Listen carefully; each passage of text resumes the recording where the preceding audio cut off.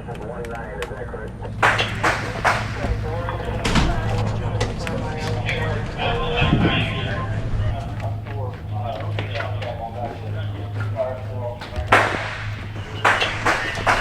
fired. Shots fired.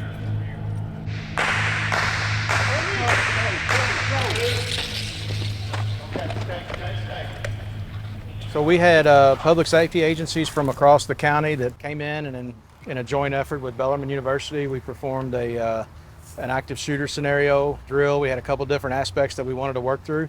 We were gracious enough to get the property from Bellermine University, and and it's a really big deal before school starting, and we talked through several different things. We had really 3 modules. One of them was talking through a scenario that may happen before a shooting, and getting the campus to identify where there could potentially be a problem.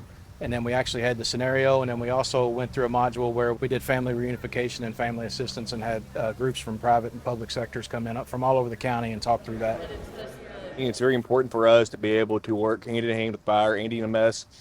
You can do this on a table all day long, but in person, in real time, it's a different beast, right?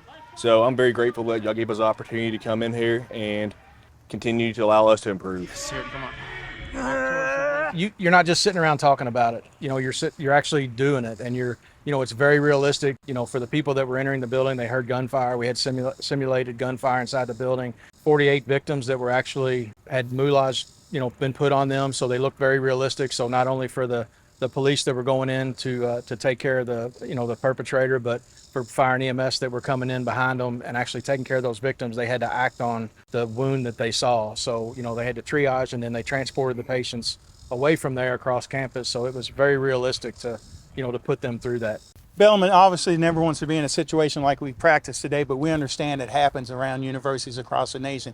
But we want to be prepared, and the best defense is being prepared. So today gave us an opportunity to better figure out what we need to do to protect our students and provide that safe campus. Unfortunately, these things happen, more and more across the country. We always look at what went good and what could have been done better. So we're always looking at perfecting our plan for the entire county. We've got several public safety agencies, police, fire, EMS, emergency management, and we want to have one cohesive plan, and we're just working towards, getting that perfected.